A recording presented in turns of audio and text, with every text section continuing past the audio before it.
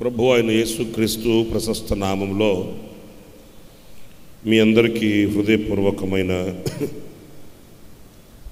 వందనాలు తెలియపరుస్తున్నాను. అందరికీ వందనాలు. అందరూ బాగున్నారా? చాలా సంతోషం. కొంతసేపు నేను మీకు దేవుని మాటలు చెప్తాను. ఆ మాటలు మీరు చాలా జాగ్రత్తగా ఆ మాటలు విని ప్రార్థన చేసుకోవాలని నేను ఆశిస్తున్నాను. మరి ఈ రోజున ఎటు వెళ్ళినా బిజీగా తిరుగుతున్నారు. మనుషుల్లో ఏదో ఒక టెన్షన్ కనిపిస్తుంది నాకు. ఎవరిని చూసినా విశాలంగా సంతోషంగా ఏమీ లేరు. ఏదో ఒక ఏమంటారు ఒత్తిడికి గురవుతున్నారు. ఏంటంటే కాలం అట్లాంటిది, రోజులు అట్లాంటివి, పరిస్థితులు అట్లాంటివి. చదువుకునే పిల్లలేమో పరీక్షలు కదా, ఈరోజు ఏదో ఒక ఎగ్జామ్ జరుగుతుంది అనుకుంటాను. గ్రూప్ 1 వాళ్ళు గ్రూప్ 1 మనది గ్రూప్ 2 మనం. ఓకే, గ్రూప్ 1లో ఉన్న వాళ్ళు మొక్కల్లో సంతోషం ఎట్లా ఉంటుంది? టెన్షన్గా పేపర్ పట్టుకుని వచ్చి ప్రార్థనలు చేయించుకొని ఒక్కొక్కరు 3 పెన్నులు తీసుకెళ్ళారు. సరే, వాళ్ళ టెన్షన్ వాళ్ళది కనుక వాళ్ళు ఆ పరీక్షలో జయాన్ని పొంది మంచి జాబ్ కొట్టాలి అనే సిద్ధపాటు, వాళ్ళు దాని కొరకు సిద్ధపడుతున్నారు. ఇంకా ఎక్కడ చూసినా వినబడే నినాదాలు ఏంటంటే నాయకులేమో వీళ్ళేమో పరీక్షలకు సిద్ధమవుతున్నారు. రేపటి నుంచి 10th క్లాసా? 10th క్లాస్ వాళ్ళు సిద్ధం. సరే, వీళ్ళేమో పరీక్షలకు సిద్ధపడుతుంటే మరి ఈరోజు నాయకులేమో ఎలక్షన్కి వాళ్ళు సిద్ధపడుతున్నారు. ఇంకా నాయకుల్లో ఏమో ఈ సిద్ధపాటు, చదువుకునే యవనస్తులకేమో ఈ సిద్ధపాటు, ఇక మనదేమో ఏ నోటు ఏ ఓటు ఈ సిద్ధం. మరి ఈరోజు ఎవరిని చూసినా ఏదో హడావుడి సిద్ధపడతా ఉన్నారు. ఇంకా పిల్లలు కలిగిన తల్లిదండ్రులేమో పిల్లలకి వివాహాలు చేయాలి, 4 రూపాయలు సంపాదించాలి, 4 రూపాయలు వెనకేయాలి, ఆళ్ళ పనిలో ఆళ్ళు ఉన్నారు. ఎవరిని చూసినా ఏదో ఒక కలవరము, ఏదో ఒక తొందరపాటు, ఏదో గడగడ పరుగులు తీస్తున్నటువంటి అనుభవాలు కనిపిస్తున్నాయి.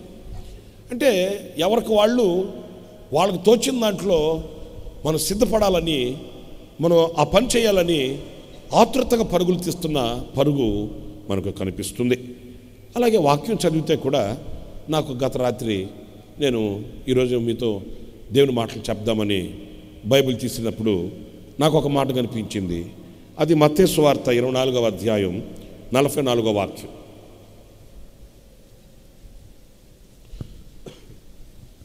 24వ అధ్యాయం అందుకు వారును 44వ వాక్యం. మీరు అనుకోనని గడియలలో మనుష్య కుమారుడు వచ్చును గనుకనే మీరును సిద్ధముగా ఉండుడి. స్తోత్రం కలుగునుగాక. మత్తయి సువార్త 24:44వ వాక్యంలో మీరు అనుకోనని గడియలలో మనుష్య కుమారుడు వచ్చును గనుకనే మీరును, చదువుకునే వాళ్ళు పరీక్షల కొరకు సిద్ధపడుతున్నారు, నాయకులైన వాళ్ళు ఎలక్షన్ కొరకు సిద్ధపడుతున్నారు.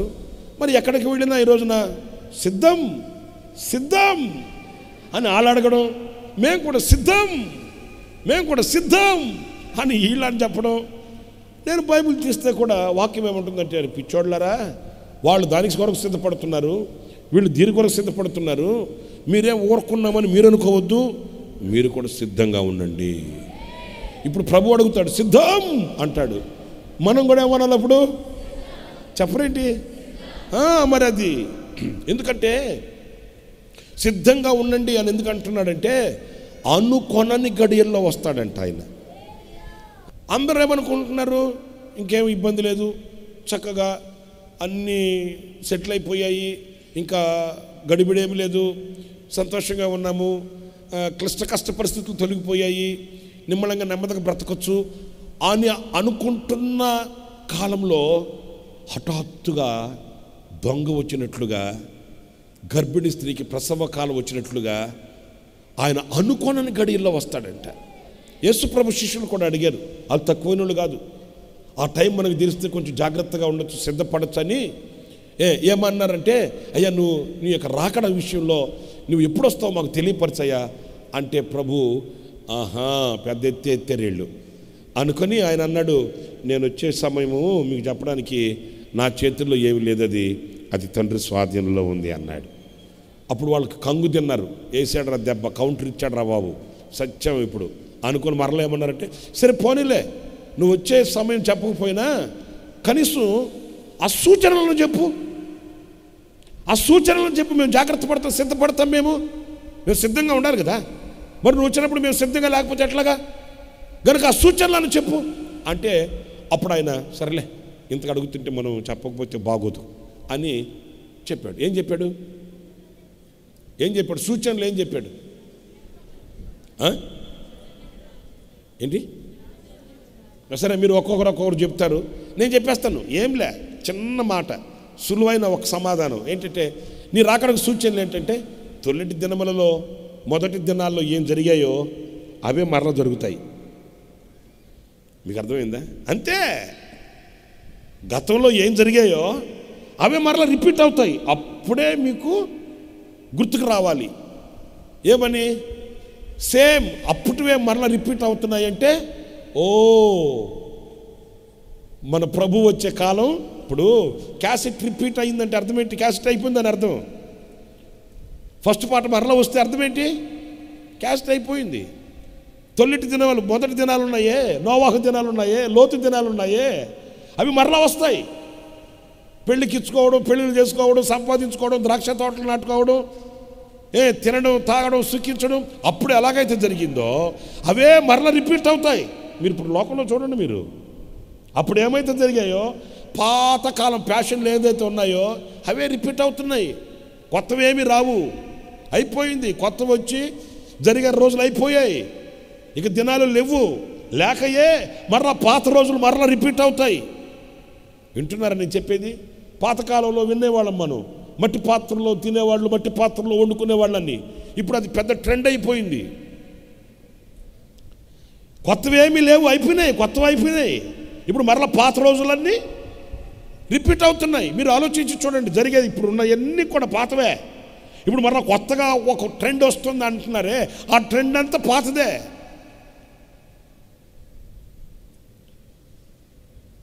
పాత రోజుల్లో ఎలాగైతే వాళ్ళు తిని తాగి సుఖించి దేవునికి దూరం అయిపోయి పెళ్ళిళ్ళకి ఇచ్చుకోవడం, పెళ్ళిళ్ళు చేసుకోవడం, సుఖభోగాలు అనుభవించడం, ఆస్తులు సంపాదించుకోవడం, కూర్చుకోవడం, వాళ్ళు ఎలాగైతే నాశనానికి కాలు దువ్వారో ఈ రోజున మరలా అదే పరిస్థితులు వస్తున్నాయి. గనుక ఈ సూచనలు మీరు గుర్తుపట్టి మీరు సిద్ధపడండి. మీరు అనుకోనని గడియలలో దొంగ వచ్చేటప్పుడు ఫోన్ చేసి, అమ్మా కమలమ్మ, డెక్షలన్నీ పక్కన పెట్టి, తలుపు తాళాలన్నీ కొంచెం ఓపెన్ చేసి పెట్టి, బీరువా తాళాలు టేబుల్ మీద పెట్టమ్మా, వస్తున్నాను అని వస్తాడా దొంగ? రాడు. ఎలా వస్తాడు? కావలి వాడు కావలి కాసి కాసి కాసి కాసి కాసి 4 అయిందా, పోన్లే ఇంకెవరు రారులే అని దుప్పటి కప్పుకొని పడుకుంటాడే, అప్పుడు వస్తాడు. కంగు తింటారు మనోళ్ళు. 4 గంటల దాకా మేలుకొనే ఉన్నానయ్యా. నువ్వు మేలుకొని ఉంటావని రాలేదు. నువ్వు అనుకోనని గడియల్లో వచ్చి దొంగ దోచుకెళ్ళిపోతాడు.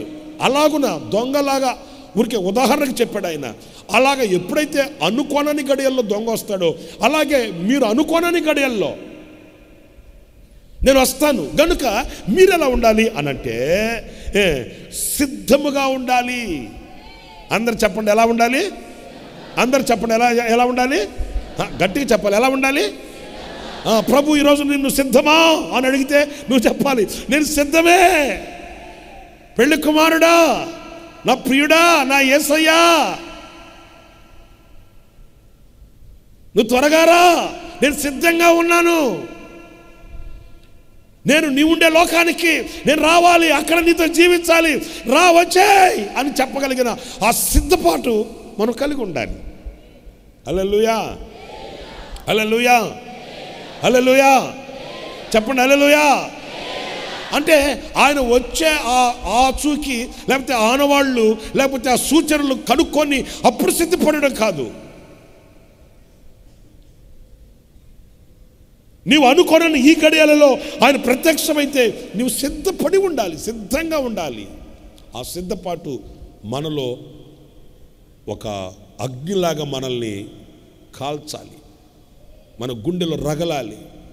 మనం సిద్ధపడిన వారమై వేచి చూడాలి అన్నప్పుడు ఆ సిద్ధపాటు ఎలా ఉండాలి ఏంటి? ఇప్పుడు కొంతమంది ఉంటారు, బస్ టైం అవుతుంది కానీ లే అంటుంటే లుంగి కట్టుకు కూర్చొని ఉంటాడు.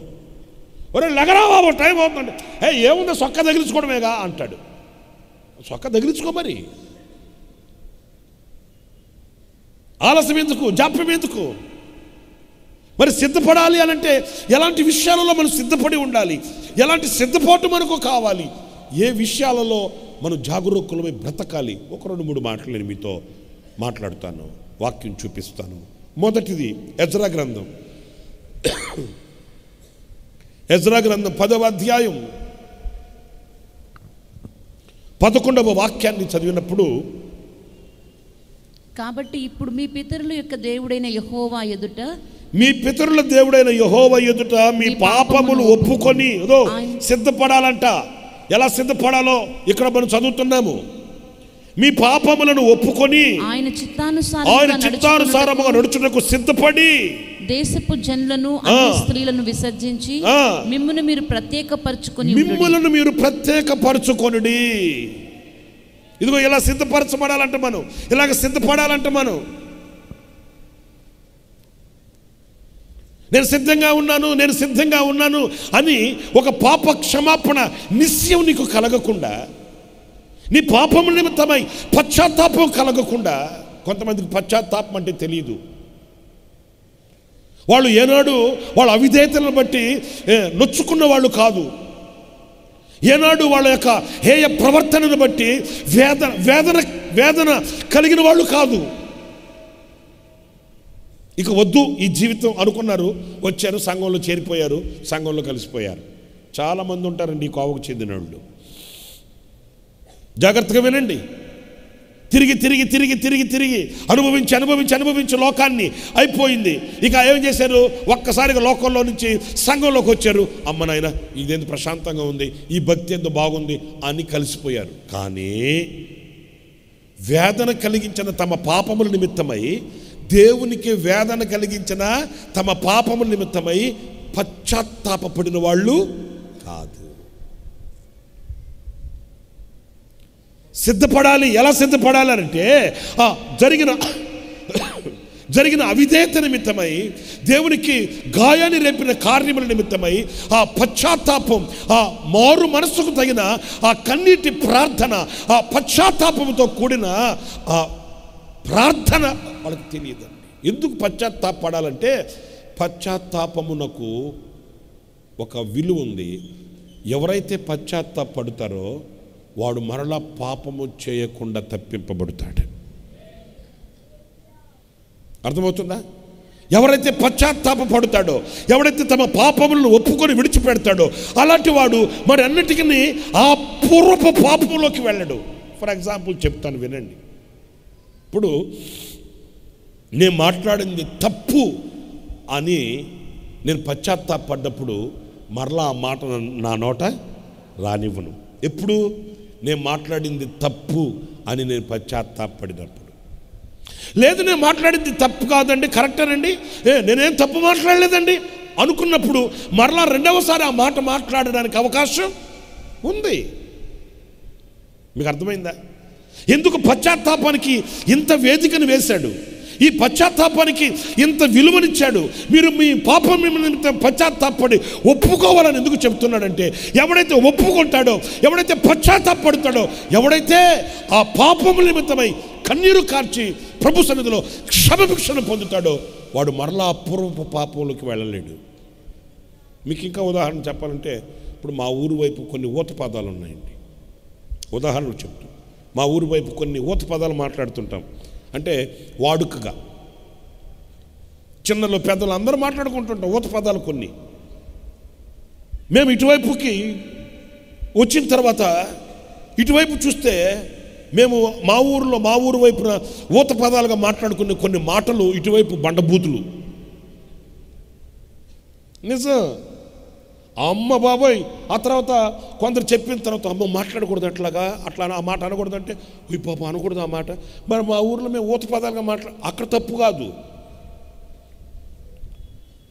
మీకు అర్థమైందా?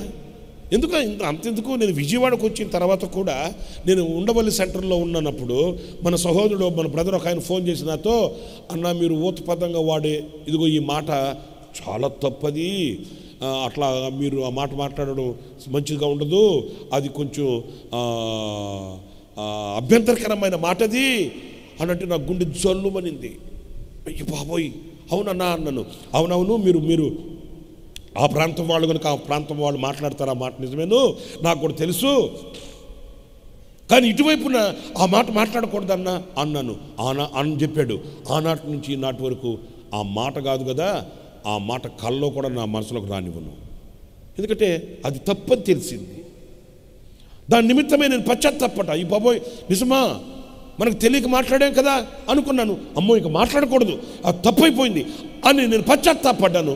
మరలా ఆ మాట మాట్లాడడానికి అవకాశం లేదు.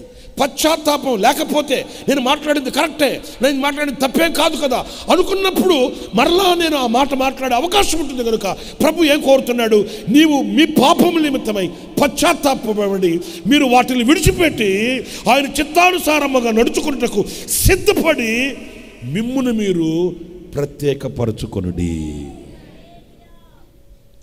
ఈ ప్రత్యేకత మనలో లేకపోతే, ఆయన చిత్తానుసారముగా నడుచుటకు మనం సిద్ధపడకపోతే ఆయన రాకడ యందు మనం ఆయనతో వెళ్ళడానికి యోగ్యులము కాదండి.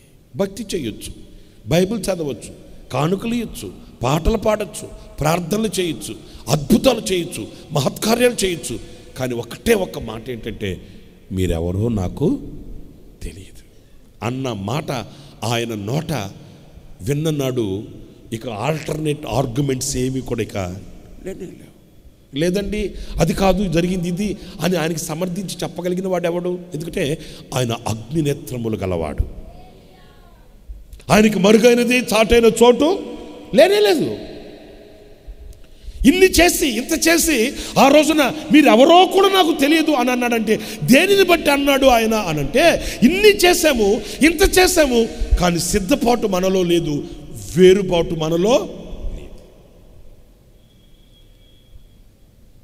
మన పాపము నిమిత్తమై మనం ఆయన దగ్గర కన్నీళ్లు కార్చలేదు.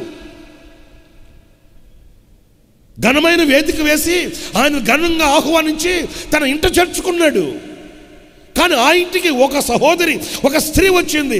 ఆయన పాదాల మీద పడి ఏడ్చి కన్నీళ్లు కార్చి తల వెంట్రుకలతో ఆయన పాదాలు తుడిచింది. అప్పుడు ఆయన అన్నాడు, ఈమె విస్తారమైన పాపాలు క్షమించబడ్డాయి, నన్ను పిలిచావు, కూర్చుండబెట్టావు, ఆహ్వానించావు, నీ ఇంట్లో నన్ను ఉంచుకున్నావు, కానీ ఈ పశ్చాత్తాపం నీకు లేదు.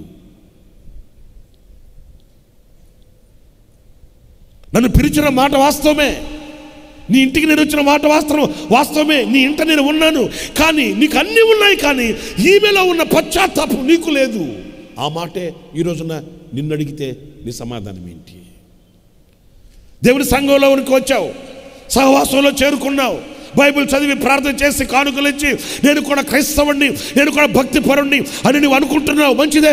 కానీ నీలో ఉండవలసిన ఆ పశ్చాత్తాపం నీకు లేకపోతే నువ్వు ఎలా సిద్ధపడుతున్నావు? ఇంకా ఆ మలినముతోనే, ఆ శాపంతోనే, ఆ పాపముతోనే నిలిచి నువ్వు ఎలా ఆ జనాంగంలో నుంచి, ఆ ప్రజలలో నుంచి, ఆ పాపములో నుంచి నువ్వు ప్రత్యేకించబడకపోతే నువ్వు ఎలా సిద్ధపడతావు? పరిశుద్ధాత్ముడు ఈ లోకానికి దిగి వచ్చిన నాడు పరిశుద్ధాత్ముని నోట వచ్చిన మొదటి సందేశం ఏంటంటే, మీరు మూర్ఖులకు ఈ తరము వారిలో నుండి వేరవ్వాలి. అంతే. ఆయన అనుకొనని గడియలలో వస్తాడు. మీరు సిద్ధపడాలి, మీరు సిద్ధం కండి. ఎలా సిద్ధం అవ్వాలి? ఈ లోకంలో నుంచి, ఈ తరమ వారిలో నుంచి, ఈ సాంప్రదాయ మనుషులలో నుంచి మీరు వేరవ్వాలి. వేరుబాటు లేని క్రైస్తవ జీవితం కాదు. ప్రత్యేకత లేని క్రైస్తవుడు కాడు. ప్రత్యేకత లేని క్రైస్తవుడు పరలోక రాజ్యానికి వారసుడు కాడు. నీవు ఎక్కడ నిలిచినా అక్కడ నీతో కూడా నీ ప్రత్యేకత ఉండాలి. నీవు ఉద్యోగంలో నిలిచినా, నీ పాఠశాలలో నువ్వు నిలిచిన, నీ చేతి పనులలో నువ్వు నిలిచిన, నువ్వు ఎక్కడ నిలిచినప్పటికీ నీతో కూడా ఆ ప్రత్యేకత ఉండాలి. నేను వేరు, లోకం వేరు. నేను వేరు, లోకపు మనుషుల యొక్క సాంప్రదాయాలు వేరు. నా మనసు వేరు, లోకస్తుని మనసు వేరు. నా మాట వేరు, నా నడక వేరు, నా దృష్టి వేరు, నా ఆలోచన వేరు, నా తలంపులు వేరు, లోకంలో కనబడే పరిస్థితులు వేరు అని ఆ ప్రత్యేకత నీలో కట్టొచ్చినట్లుగా కనబడాలి, మనలో కట్టొచ్చినట్లుగా కనబడాలి. అది సిద్ధపాటుకి నాంది. మీకు అర్థమవుతుందండి? అది సిద్ధపాటుకి పునాది, చిహ్నం. నీవు లోకస్తునిగా, నీవు లోకపు మాలిన్యంలో నిలిచి నేను సిద్ధపడి ఉన్నాను అనడం నీ అవివేకం. అది అంధకారానికి దారితీస్తుంది. ప్రత్యేకత అనేది చాలా విశేషమైనది.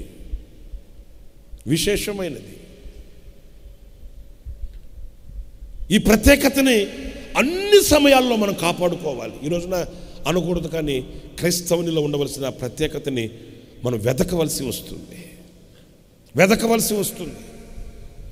మనం కూడా లోకస్తులాగానే తలంచి, వాళ్ళలాగానే మాట్లాడి, వాళ్ళలాగానే నడిపించబడి, వాళ్ళలాగానే మనం కూడా ఏమి తిందుమా, ఏమి తాగుదుమా, ఏమి ధరించుకుందుమా అనే ఆ తలంపుతోనే ముందుకు వెళితే వాక్యం ఏమంటుందంటే లోకస్తులు కూడా అలాగే ఉన్నారు కదా. నీలో విశేషత ఏంటి? వాళ్ళు కూడా అడుగుతున్నారు, ఏం తిందామా, ఏం తాగుదామా, ఏం ధరించుకుందామా, నేత్రాశ, శరీరాశ, జీవపు డంబం, ఇవే వాళ్ళని ఏలుకునేది. నిన్ను కూడా అవే, మనల్ని కూడా అవే ఏలుకుంటే మనకు వాళ్ళకి ప్రత్యేకత ఏంటి? గనుక మొదటిది మన పాపముల నిమిత్తమై మనం పశ్చాత్తాపడి ఒప్పుకొని ఆయన చిత్తానుసారముగా నడుచుటకు సిద్ధపడి మనము ప్రత్యేకించబడిన వారమై ఉండాలంట. సిద్ధపడిన వారమైతే మరి ఈ రోజున ఆయన గనక సిద్ధమా అన్నాడు అనుకో మిమ్మల్ని, ఇప్పుడు ఈ వాక్యాన్ని బట్టి మీరు చెయ్యెత్తి సిద్ధమే ప్రభువా అందామా? లేదులే ప్రభువా, అసలు సంగతి ఎందుకు ఇప్పుడు బయటపడింది, ఈరోజన్నా నేను పశ్చాత్తాపడుతాను. చూడండి, దావీదు ఒక్క పాపం చేసింది. ఎన్ని పాపాలు చేశాడు? మనం చెప్పడం కాదు, మనం తీర్పు తీర్చడం కాదు, సర్వశక్తి కలిగిన దేవుడే చెప్పాడు. ఆ ఒక్క విషయంలో తప్ప దావీదు నా హృదయానుసారుడు. కానీ ఒక్క పాపం చేసిన దావీదు ఎన్ని కీర్తనలు రాసుకున్నాడు, ఎన్ని కీర్తనల్లో పశ్చాత్తాపడ్డాడు, ఎన్నిసార్లు తలంచి తలంచి తలంచి ప్రభువా నన్ను కనికరించావా, నన్ను కటాక్షించావా, నా మీద దయ చూపించావా, నన్ను నీవు త్రోసివేయలేదా, నన్ను కడుగయ్యా, నేను నీకు విరోధినయ్యా, ఇన్ని మాటలతో పాటలతో ఆ పశ్చాత్తాపాన్ని వ్యక్తపరిచి ఆయన నిర్మలమైన మనస్సాక్షిని పొందుకున్నాడు. నా ప్రియమైన సహోదరులరా, మనం సిద్ధపడాలి. ఎలా? మన పాపములను ఒప్పుకొని ఆయన చిత్తానుసారంగా నడుచుటకు సిద్ధపడి మనం ప్రత్యేకింపబడిన వ్యక్తులం కావాలి. రెండవ మాటకు వద్దాం. రెండవ అనుభవం కూడా మనం చదువుదాము. అదేంటంటే హెబ్రీ పత్రిక 13వ అధ్యాయం 5వ వాక్యం. ధనాపేక్ష లేని వారై, ఇక్కడి నుంచి వినాలి మీరు, మీకు కలిగిన వాటితో తృప్తి పొంది ఉండుడి. ఉండాలంట. ఎలా ఉండాలంట? మనం సిద్ధపడిన వాళ్ళమైతే ఎలా ఉండాలంట? అందరు చెప్పండి. మనం సిద్ధపడిన వాళ్ళమైతే ఎలా ఉండాలంట? తృప్తి పొందు కాదు, మనకు కలిగిన వాటితో ఇంక మనం ఏం ఆశించకూడదు. ఇక్కడ మీరు గమనించవలసింది, ఇప్పుడు మీకు ఏమైతే కలిగి ఉన్నారో అవి చాలు. వింటున్నారా నేను చెప్పే మాట? మీరు ఏదైతే కలిగి ఉన్నారో, దేవుడు మిమ్మల్ని ఏ స్థితిలో అయితే ఉంచి ఉన్నాడో, దేవుడు మీకు ఎంతైతే అనుగ్రహించి ఉన్నాడో, దేవుడు మిమ్మల్ని ఏ పర్వతమైతే ఎక్కించాడో, ఏ లోయలోనైతే ఉంచాడో, ఎలాగైతే ఆయన నీ చేతిని పట్టుకొని ఉన్నాడో అది చాలు. నేను సిద్ధంగా ఉన్నానయ్యా అని అంటూ, ప్రభువా ఒక అరకరం ఇస్తావా, మా దేవుడికి ఇస్తావు ఏంటండి? సిద్ధమా అన్నాడు ప్రభు. అప్పుడు సిద్ధమే అని మరలా వెనకాలేమో ఇంకా అది కావాలి ఇది కావాలి ఇంత కావాలి అంత కావాలని అడుగుతుంటే ఆయన అంటాడు, అరే సిద్ధమా అంటే సిద్ధమా అంటుంటివి, మరలా ఇవన్నీ అడుగుతున్నావేంట్రా, నువ్వు ఆ కేటగిరా ఈ కేటగిరా? సిద్ధపడిన వాడు మీకు కలిగిన వాటితో ఎలా ఉండాలంట, సంతృప్తి కలిగి బ్రతకాలి. వేరే ఆశేమీయు మీకు అవసరం లేదు.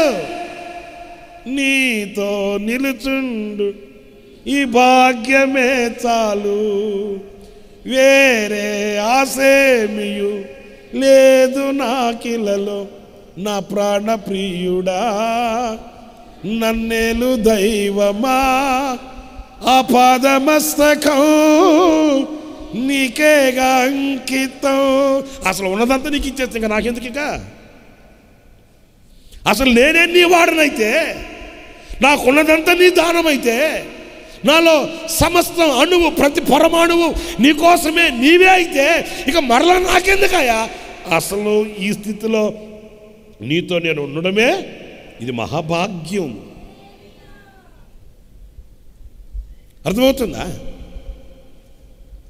నేను నీతో నిలుచుండుటయ్యా ఇది నాకు భాగ్యం అన్నప్పుడు ఆ భాగ్యాన్ని విడిచి మరొక భాగ్యాన్ని నేను ఎలా కోరుకోగలను?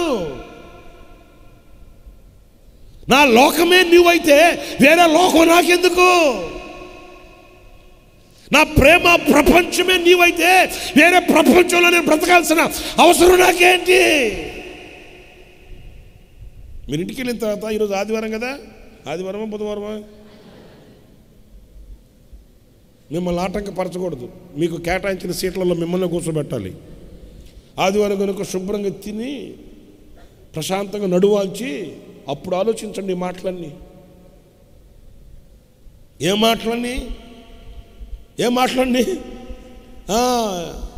నువ్వు ఏ లోకాన్ని ఉన్నావో, నీ లోకం ఏంటో ఒక్కొక్కడు ఒక్కొక్క లోకంలో ఉంటాడు. వాడికి కన్ను మూసినా కన్ను తెరిచిన వాడు లోకమే వేరు. ఆడు మనతో మాట్లాడు, ఆడు మన వైపు చూడడు, ప్రక్కనే విమానం పోతున్నా మనం పట్టించుకోడు, వాడు లోకం వేరు. మీరు నవ్వుతున్నారు కనుక మీకు అర్థమైందని నాకు అర్థమైంది. ఆ లోకం వేరు. నేను వేరే లోకాన్ని చూడాలి, వేరే లోకం నాకు కావాలి, వేరే లోకం నాది అని నేను ఆశించట్లే. అసలు నా లోకమే నీవు, నా ప్రేమ ప్రపంచమే నీవు. నేను నిలిచినా పడుకున్నా కదిలినా వెళ్ళినా నడిచినా ఆ లోకం తప్ప, నీతో సాంగత్యం తప్ప, నీతో సహవాసం తప్ప వేరొక లోకం నాకు లేదు. నేను ఇక్కడికి వచ్చాను. ఎందుకు వచ్చాను ఇక్కడికి? ఎందుకు వచ్చాను? దేవుని మాటలు చెప్పడానికి వచ్చాను. ఇది నా లోకం. నేను కాలు తీసి కాలు బయటకు వెళితే ఎందుకు వెళ్తాను? ఆయన పని మీద వెళ్తాను, ఆయన సేవ నిమిత్తం వెళ్తాను. అది నా లోకం. నేను కదిలినా మెదిలినా వెళ్ళినా ఉన్నా తిన్నా ఏం చేసినా నీకోసమే. ఆ పాదమస్తకం నీకు అంకితం చేసుకున్నాను కదా. నాకు నీవే లోకం అయ్యా, వేరే లోకం నాకు లేదు.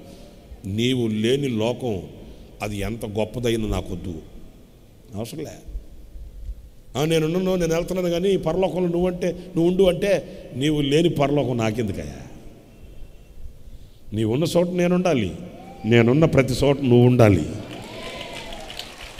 హల్లెలూయా, హల్లెలూయా.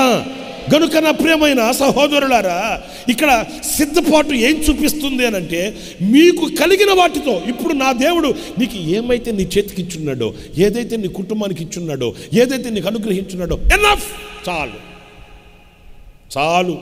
మనకేంటో అదేందో కానీ అదేం డిక్షనరీయో నాకు అర్థమై సావదు. చాలు అనే మాట మన డిక్షనరీలోనే ఉండదు. అది ఏం డిక్షనరీ నాకు అర్థమై సాగదు, అదేం బతుకేవాడు. ఎంతన్నా ఇవ్వు, ఇంకా చెప్పండి, ఇంకా ఇవ్వు. ఇస్తే మరి మీ ఇల్లు పట్టదు కదా, పక్కిల్లు అద్దెకు తీసుకుంటా. చాలు అనే మాట మన నోట రాదు. ఎందుకంటే సిద్ధపడి ఉండే బ్రతుకు లేదు కదా. సిద్ధపాటు లేనప్పుడు సంతృప్తి ఉండదు, సంతృప్తి ఉండదు. ఇంకా ఏదో చేయాలి, ఇంకా ఏదో తినాలి. మాలో సేవకుడు ఒక అతను ఉన్నాడు. అతను ఏమంటాడంటే, ఏదో తినాలనిపిస్తుందిరా అంటాడు. ఏం కావాలన్నా ఏదో. సరే చెప్పున తెప్పిస్తాడు. కాదు, అట్లా కాదు, ఏదో తినాలనిపిస్తుంది అంటాడు. సరే అని తెప్పిస్తాం, తింటాడా? తిన్న తర్వాత ఏమంటాడు తెలుసా? తిన్న తర్వాత నోరు చెడిపోయిందిరా, తిన్న తర్వాత నోరు చెడిపోయిందంట. అంటే ఇప్పుడు మళ్ళీ నోరు బాగు చేయడానికి మళ్ళీ ఏం చేయాలి? ఇక మరి ఈ యాత్ర, ఈ మ్యాచ్ ఆగేది ఎప్పుడు? మీరు కావాలంటే చూడండి, కొంతమంది రాత్రి పడుకుని నిద్రపోతూ కూడా అంటే ఏంటి తింటున్నావు? నేను తిన్నాను అంటే ఇప్పటికి అలవాటు అయిపోయింది మిషను. నిద్రలో కూడా కొంతమంది. నేను ఒక మాట చెప్తాను, వినండి జాగ్రత్తగాను. దేవుడు నీకు ఏది ఇచ్చుంటే అందులో ఎవరు సంతృప్తి పొందగలుగుతారంటే, ఎవడైతే సిద్ధపడి ఉన్నాడో ఆడు దేవుడు తనకిచ్చిన ఏ కొద్దిదైనా ఏ కొంచెమైనా అతడు సంతృప్తిగా ఆనందంగా ఉంటాడు. మీరు జాగ్రత్తగా వినండి. అబ్రహాం బావులు తవ్వాడు. త్వరగా చెప్పేస్తాను. అబ్రహాం బావులు తవ్వితే ఫిలిస్తీన్లు ఏం చేశారు? తవ్వే పని వాళ్ళది, పూడ్చే పని కొంతమంది పనికెత్తుకుంటారు. వాళ్ళకి ఆ పని తప్ప ఇంకొకటి ఉండదు. దానికి ఒక బ్యాచ్ ఉంటుందిలేండి. తవ్వుకుంటూ పోయేవాళ్ళు కొంతమంది ఉంటారు, పూడ్చుకుంటూ వచ్చేవాళ్ళు కొంతమంది ఉంటారు. ఊరు తిరిగి, ఇల్లు తిరిగి, వాడవాడ తిరిగి, వీధి తిరిగి ఆత్మలు సంపాదించేవాళ్ళు కొంతమంది ఉంటారు. వచ్చిన ఆత్మల్ని తరం కొట్టేవాళ్ళు మాట్లాడరేంటి? కొంతమంది ఉంటారు. ఆ పని మీద కొంతమంది తప్పనిసరిగా ఉంటారు. కట్టేవాడు ఒకడు ఉంటాడు, కూల్చేవాడు మరొకడు ఉంటాడు. ఈ ఫిలిస్తీన్లు అబ్రహాము తవ్విన బావులన్నింటిని పూడ్చిపడేశారు. సరే, మన సబ్జెక్టులోకి వచ్చేస్తే, ఇస్సాకు ఆ పూడ్చివేసిన ఆ బావులన్నింటిని తవ్వాలని పూనుకున్నాడు. అప్పుడు మీరు బాగా గమనించండి, ఇస్సాకు ఎక్కడ న్యాయ పోరాటం చేసినట్లేదు, ఎక్కడ ఇస్సాకు గొడవకి వెళ్ళినట్లేదు, ఎక్కడ ఇస్సాకు అసంతృప్తిగా ఫీల్ అయినట్లేదు. ఇస్సాకు ఎక్కడ కూడా విసిగిపోయినట్లు, అలసిపోయినట్లుగా, అతనికి ఏదో అన్యాయం జరుగుతున్నట్లుగా ఆయన ఎక్కడ తలంచలేదు. ఎందుకంటే అతనిలో ఉన్న సంతృప్తి ఏం సంతృప్తి? తమ తండ్రి తవ్విన బావుల్ని తవ్వుకుంటుంటే శత్రువులు వచ్చి ఆటంకపరిచారు. మీరు జాగ్రత్తగా వినండి. దైవ కార్యాలు ఎప్పుడు కూడా ఆటంకం లేకుండా జరగవు. మీరు నోట్ చేసుకోవాలి ఈ మాట గుండెల్లో. దైవ కార్యాలు ఎప్పుడు కూడా ఆటంకం లేకుండా జరగవు. మరలా చెప్తున్నా, దైవ కార్యాలు ఎప్పుడు కూడా ఆటంకం లేకుండా జరగవు. అనేక ఆటంకాల మధ్య ఘన విజయం మన చేతికి వచ్చేటట్లుగానే దైవ కార్యాలు జరుగుతాయి. అవునండి, ఆటంకం లేకుండా, పోరాటం లేకుండా, యుద్ధం లేకుండా ఘన విజయం మన చేతికి రాదు. దైవ కార్యాలకి సహకరించే వాళ్ళు కొంతమంది అయితే, సహకరించే వాళ్ళకంటే ఎక్కువ మందే ఆటంకపరిచే వాళ్ళు కనిపిస్తారు. ఎందుకంటే మెజారిటీని మైనారిటీ గెలిచినప్పుడే దైవ కార్యం ప్రత్యక్షమయ్యేది. మీకు ఇంకా అర్థమయ్యేటట్టు చెప్పనా? 10 మంది 100 మందిని గెలుస్తారా? 100 మంది 10 మందిని గెలుస్తారా? మరి అదే, ఈ 10 మంది 100 మందిని గెలిచినప్పుడే దైవ కార్యం ప్రత్యక్షమయ్యేది. అంతేగాని మనం ఎప్పుడు కూడా వెనుతిరిగి చూడకూడదు. ఇదే ధోరణి ఇస్సాకులో మనకు కనిపిస్తుంది. వాళ్ళు వచ్చి గొడవ పడ్డారు. ఈ ఊటలు మావి, ఇక నువ్వు తవ్వేదానికి కుదరదు అన్నప్పుడు ఏమనాలి ఇస్సాకు? నా తండ్రి తవ్విన బావులు ఇవి, నేను ఎందుకు వదులుకుంటాను, నేను ఎందుకు పోగొట్టుకుంటాను, దీనికి న్యాయ పోరాటం జరగాలి అని వ్యాఖ్యమాడలేదు. అక్కడ విడిచిపెట్టి మరొక చోటుకు వెళ్ళాడు. అక్కడికి వచ్చారు, మరలా అక్కడ విడిచిపెట్టి. నేను అంటాను, ఏమయ్యా ఇస్సాకు గారు, ఏంటి విడిచిపెట్టుకుంటూ వెళ్ళిపోతున్నా?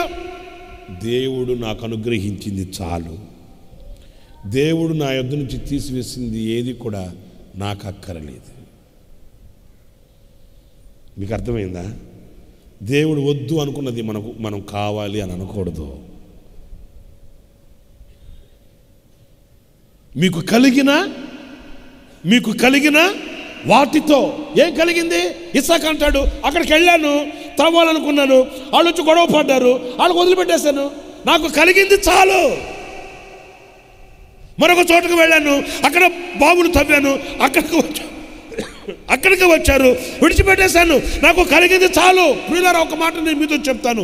బావులు పూడ్చుకునే వాళ్ళు వెంటాడుతున్నప్పటికీ కూడా దేనితో ఆయన సంతృప్తి పొందాడంటే, ఏదైతే దేవుడు తనకిచ్చాడో దాని యందు సంతృప్తి పొందడం నేర్చుకున్నాడు. ఒకనాడు ఏ శత్రువు ఆపలేని జలలు గల ఓటలు ఇచ్చాడు ఇస్సాకుకి దేవుడు. ఆమేన్. ఏమిచ్చాడు? తమకు కలిగిన వాటితో సంతృప్తి కలిగి ఉండడం నేర్చుకున్నాడు. దేవుడు అతన్ని ఎలా దీవించాడు అనంటే, ఏ శత్రువు ఆటంకపరచలేని, ఏ శత్రువు ఆపలేని, ఏ శత్రువు నిలవలేని సమృద్ధికరమైన జలలు గల ఓటలు ఇస్తే శత్రువు వచ్చి శిరస్సు వంచి ఎవరితోనైతే వ్యాధ్యమాడాలనుకున్నారో అతనితోనే నిబంధనకి దిగి వచ్చారండి. ఇక్కడ నేను మీతో చెప్పగలిగింది, మీకు కలిగిన వాటితో దేవుడు నీకు ఏ కొంచెం ఇచ్చినా చాలు. దేవుడు నీకు అక్కర్లేదు, అవసరం లేదని తీసేసిన వాటి విషయంలో అదే కావాలి, నాకు అంతే కావాలి అని నువ్వు పోరాడుతున్నావంటే నీవు సిద్ధపడిన వ్యక్తివి కాదు. దేవుని కొరకు వేచి చూచే వ్యక్తివి కాదు. ఆయన రాజ్యము కొరకై సిద్ధపడడానికి దేవుడికి ఇచ్చిన వాటి యందు సంతృప్తి కలిగిన వ్యక్తివి కాదు. నాకు ఇప్పుడు చాలా నాళ్ళ క్రితం నేను విన్న మాట, ఒక తల్లికి ఒక కొడుకున్నాడంట. కొడుకు చనిపోయాడు. ఆ తల్లి మంచం పట్టేసింది. ఎందుకంటే విధవరాల తల్లి ఉన్న ఒక్కగానొక్క కొడుకు చచ్చిపోగానే ఆధారం కోల్పోయింది. ఏం చేయాలో అర్థం కాక ఆమె దిగులుతో మంచం పట్టేసింది. విశ్వాసే కానీ మంచం పట్టేసింది. కన్నీళ్ళు ఆగట్లేదు. ఆమె ఒకరోజు నిద్రపోతున్నప్పుడు ఆమెకి ఒక కళ ఏంటంటే, ఆమె పరలోకానికి వెళ్ళింది. చిన్నపిల్లలందరూ అయ్యి బాబోయ్, ఆమె కొడుకు వయసు ఉన్న వాళ్ళందరూ పరలోకంలో చల చల చల ఎగురుతూ ఆనందంగా ఆడుకుంటున్నారంట, పాడుకుంటున్నారంట, ఆనందంగా గంతులేస్తున్నారంట. ఆమెకి ఆనందం పొంగిపోయింది. ఈ పిల్లల్లో నా కొడుకు ఉంటాడు కదా అని ఎంత వెతికినా అంతమంది పిల్లలు ఉన్నారు కానీ ఆమె కొడుకు మాత్రం కనిపించలా. ఆమెకి దుఃఖం పొంగిపోయింది. ఏడు నా బిడ్డేడి, నా బిడ్డేడి, ఇంతమంది పిల్లలు ఇక్కడ ఆడుకుంటున్నారు, మరి నా బిడ్డ ఏమయ్యాడు అని చూస్తే అల్లంత దూరాన ఒక నీళ్ల బావి ఉంది. ఆ నీళ్ల బావి దగ్గర ఒక్కడి మండుటి ఎండలో నీళ్లు చేదిపోస్తూ ఉన్నాడంట ఆమె కొడుకు. తల్లి గుండె ద్రవించిపోయింది.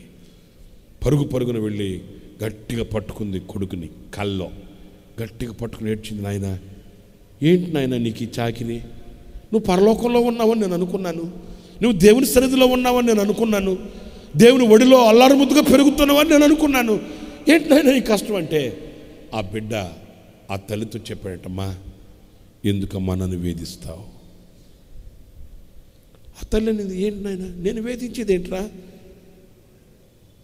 నువ్వు నాకు దూరమైన ఆ క్షణం నుంచి నాకు కన్నీళ్ళు ఆగట్లేదు, నువ్వు నాకు దూరమైన ఆ క్షణం నుంచి నాకు మింగుడు పడట్లేదు, నీ జ్ఞాపకాలతో తలడెళ్ళిపోతున్నాను, నేను నిన్ను వేధించడం ఏంటి నాయన అంటే ఆ బిడ్డ చెప్పాడట, దేవుడు నీ యొద్ద నుంచి తీసివేసిన దాని గురించి ఎంతకాలం కన్నీళ్లు కారుస్తావమ్మా?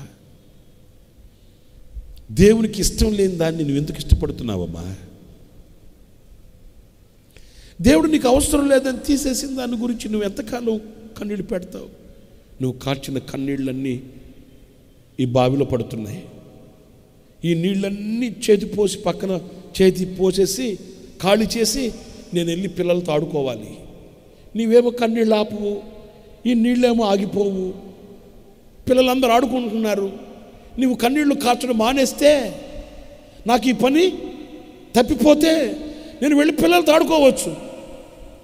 దేవుడు నీ వద్ద నుంచి తీసివేసిన దాని కొరకు నువ్వు ఎందుకు కన్నీళ్లు కారుస్తున్నావు? నువ్వు కలిగిన దానిలో ఎందుకు సంతృప్తిగా ఉండలేకపోతున్నావు? ఆ తల్లికి కనువిప్పు కలిగిందంట. నిజమే కదా, దేవుడికి ఇష్టం లేని దాన్ని నేను కోరుకుంటున్నానేంటి? దేవుడు నాకు అవసరం లేదు అనుకున్న దాన్ని నాకు అవసరమని నేను అంటున్నానేంటి? నేను ఎందుకు సంతోషంగా ఉండలేకపోతున్నాను?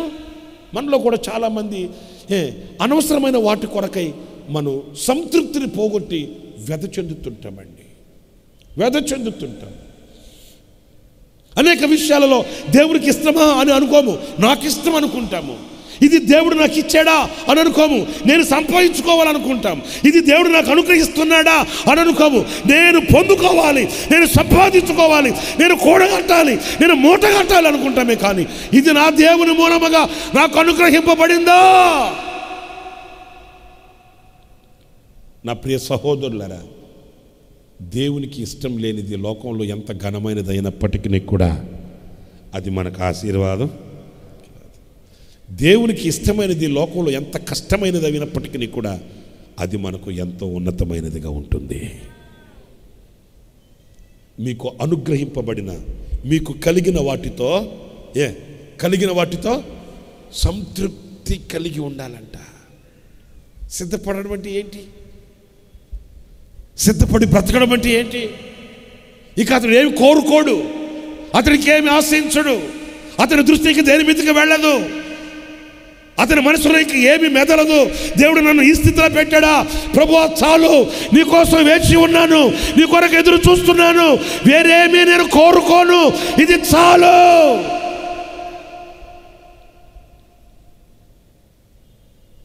మూడో మాట దగ్గరికి వెళ్దాం, త్వరగా ముగించుకుందాం. అదేంటంటే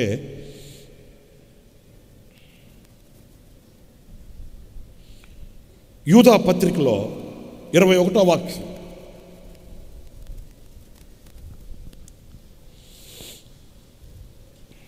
పరిశుద్ధాత్మలో ప్రార్థన చేయుచు. యూదా పత్రిక 1వ అధ్యాయం 21వ వాక్యం. మీరు విశ్వసించు అతి పరిశుద్ధమైన దాని మీద మిమ్మల్ని మీరు కట్టుకొనుచు పరిశుద్ధాత్మలో ప్రార్థన చేయుచు నిత్య జీవార్థమైన మన ప్రభువుకు యేసుక్రీస్తు కనికరము కొరకు కనిపెట్టుచు దేవుని ప్రేమలో నిలుచున్నట్లు కాచుకొని ఉండుడి. దేవుని ప్రేమలో నిలుచున్నట్లు కాచుకొని. అదిగో సిద్ధపడి ఉండడం అంటే ఇది. నిత్య జీవార్థమైన మన ప్రభువుకు యేసుక్రీస్తు కనికరము కొరకు కనిపెట్టుచు వేచి చూడడం. వాచ్, వేచి చూడు.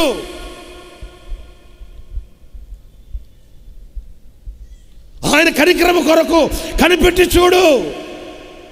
ఆయన ఆగమనము కొరకై వేచి చూడు. సిద్ధపడిన నీవు దేవుని ప్రేమలో నిలుచున్నట్లు కాచుకొని ఉండుడి. దేవుని ప్రేమలో నిలిచి ఉండినట్లు. అందరు తలలపైకి తలను చూడండి. ఇప్పుడు మీలో ఎంతమంది ప్రభువుని ప్రేమిస్తున్నారు అనంటే అది అవివేకం అవుతుంది. మనం ప్రేమించకపోవడం ఏంటి యేసయ్యనే?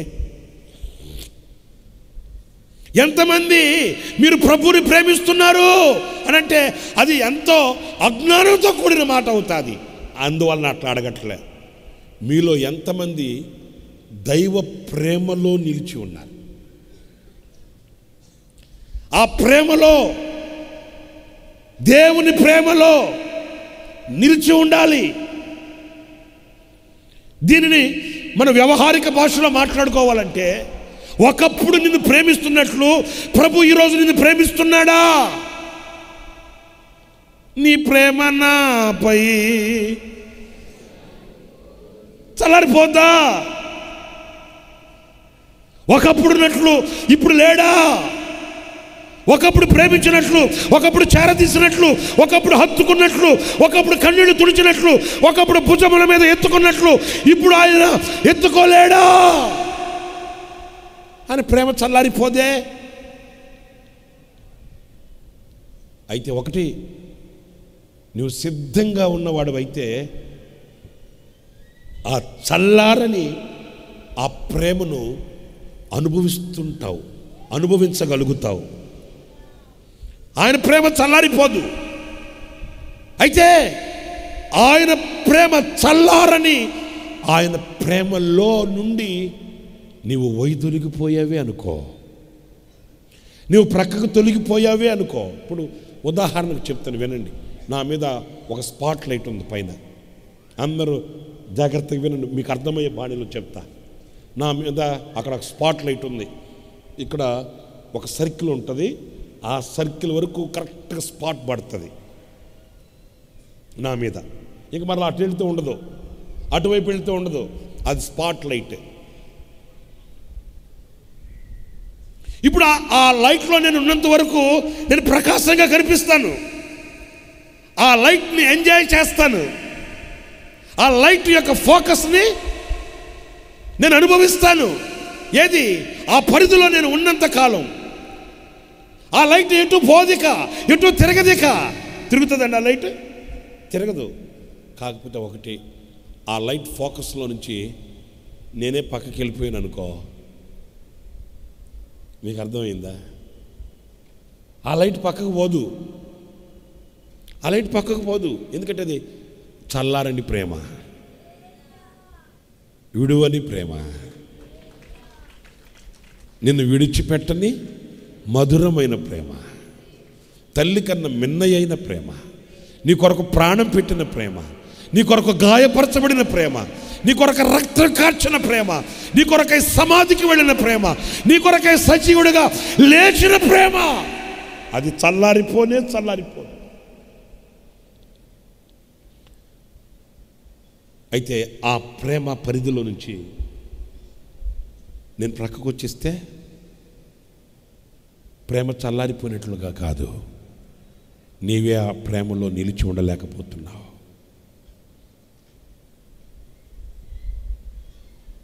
సిద్ధపడిన వ్యక్తి, సిద్ధపడవలసిన వ్యక్తి,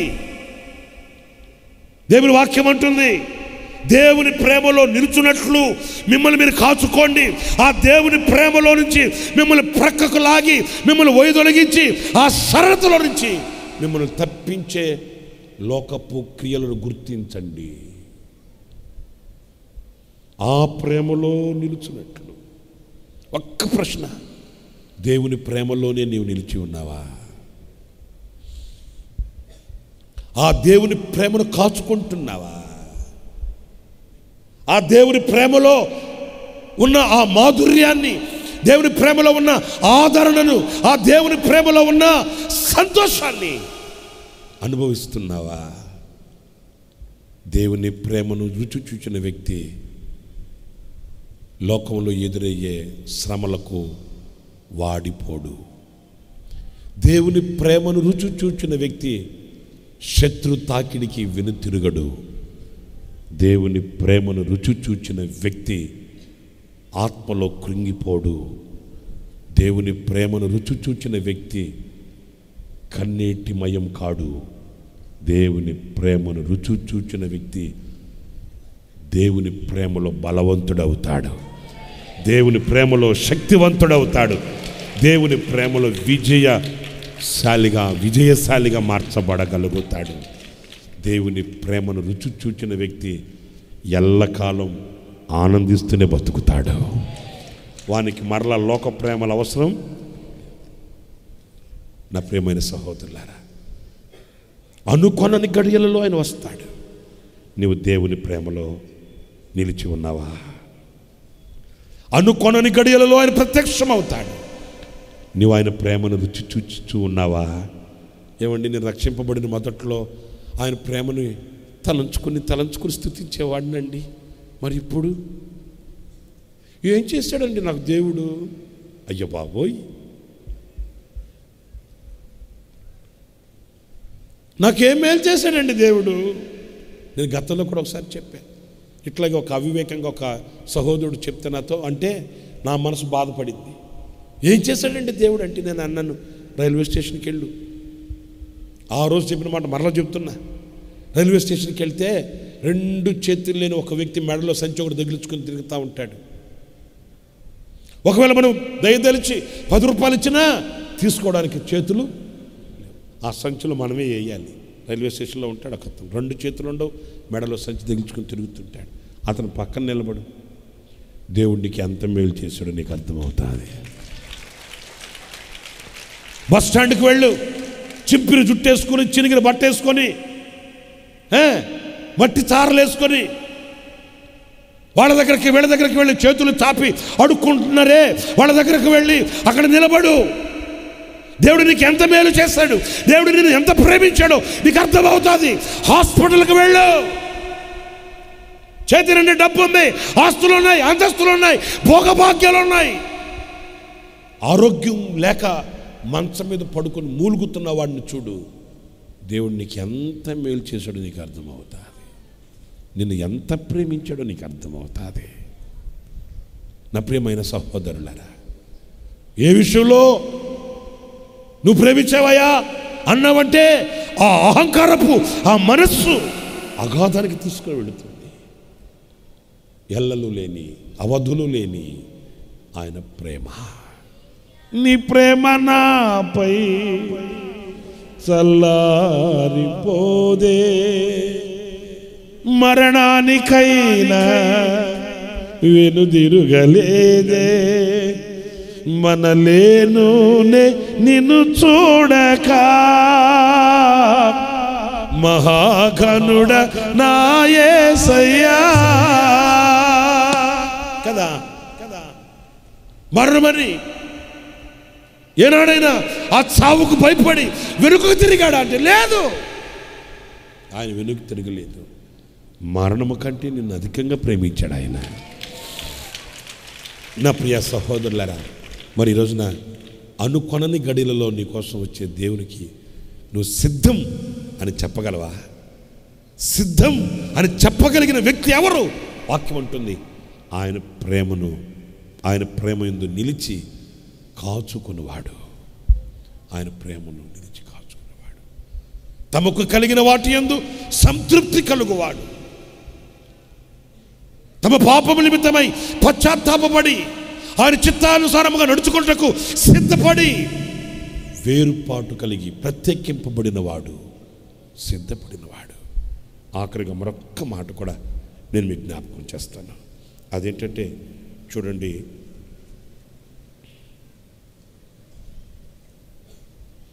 పేతురు రాసిన మొదటి పత్రిక, పేతురు రాసిన మొదటి పత్రిక 2వ అధ్యాయం 18వ వాక్యం. పనివారులారా, మంచివారును సాత్వికులైన వారికి మాత్రము కాక, వింటున్నారా? మంచివారును సాత్వికులైన వారికి మాత్రమే కాక ముష్కరులైన మీ యజమానులకును, మూర్ఖులు ముష్కరులైన మీ యజమానులకును పూర్ణ భయముతో లోబడి ఉండుడి. అదుగో అదుగో అదుగో అదుగో, ఇది కొంచెం వింతగా ఉంటుంది మాట. ఏంటంటే మంచివారును సాత్వికులునైనా యజమానులకు మాత్రమే కాక ముష్కరులు మూర్ఖులైన యజమానులు ఎవరైనా ఉంటే వాళ్ళకి కూడా మీరు పూర్ణ భయముతో ఎలా ఉండాలంట? వాళ్ళకు లోబడి ఉండాలంట. ఏమయ్యా, ఆడు మూర్ఖుడు, ఆడు శాడిస్ట్, ఆడు పాపిస్తూ, ఇంకా వాడు కోపిస్తూ, వాడికేట నేను లోబడి ఉండేది, వాడికేట నేను భయపడేది. నేను ఎవరికీ భయపడను. నేను తప్పు చేయకుండా ఉన్నంత కాలం నేను ఎవరికి భయపడాల్సిన అవసరం లేదా? అరే పిచ్చోడా, మంచివారు సాత్వికులైన వాళ్ళకి ఎలాగైతే భయపడి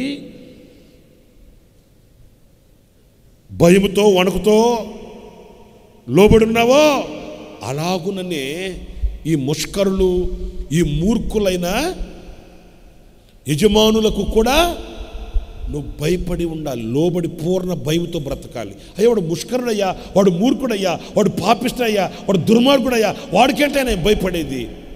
వాక్యం ఉంటుంది, మీరు 13వ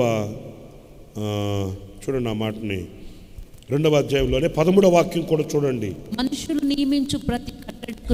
నియమించు ప్రతి కట్టడకును ప్రభు నిమిత్తమై లోబడి ఉండుడి.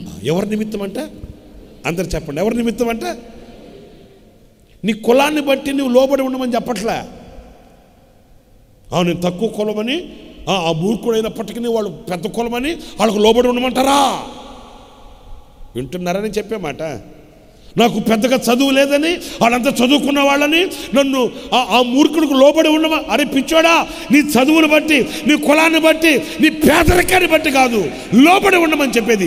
వాళ్ళు ముష్కరులేనైనప్పటికీ, వాళ్ళు మూర్ఖులైనప్పటికీ ప్రభువుని బట్టి వాడు పాపిష్టుడు కావచ్చు, కోపిష్టుడు కావచ్చు, దుర్మార్గుడు కావచ్చు, హంతకుడు కావచ్చు. వాడు ఎలాంటి వాడైనా ప్రభువును బట్టి.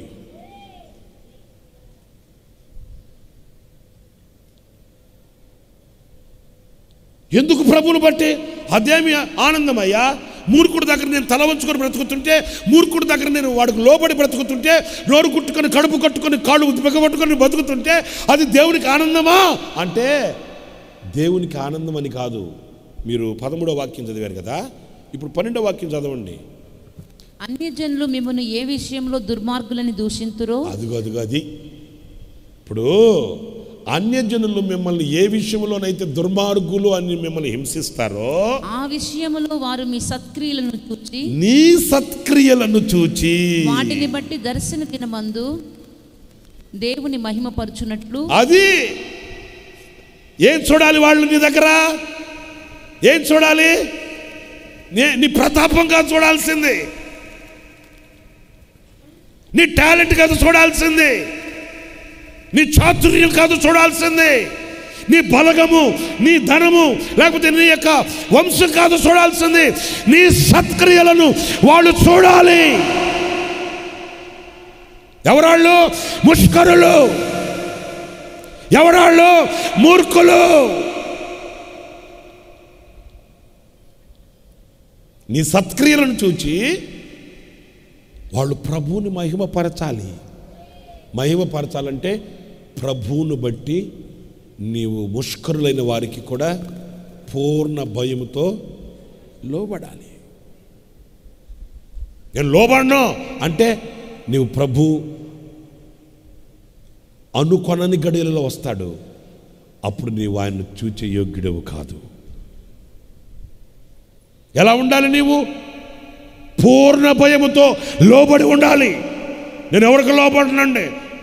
నేను రాత్రి పరిశుద్ధాత్మ కూటంలో కూడా చెప్పా. రాత్రి పరిశుద్ధాత్మ కూటంలో కూడా చెప్పా. ఏం పాము అది? త్రాసు పాము ఉందే. త్రాసు పాము వస్తూ ఉందంటే మనం సిమెంట్ దిమ్మిలా గనక అలాగే కదలకుండా మెదలకుండా అలాగే గట్టిగా బిగబెట్టి నిలబడిపోయామనుకో, త్రాసు పాము మన కాళ్ళ మీదకి ఎక్కి మళ్ళీ మన కాళ్ళను ముద్దు పెట్టుకొని తిన్నగా వెళ్ళిపోద్ది, మనల్ని ఏం చేయదు. అయితే మనం కదలకూడదు.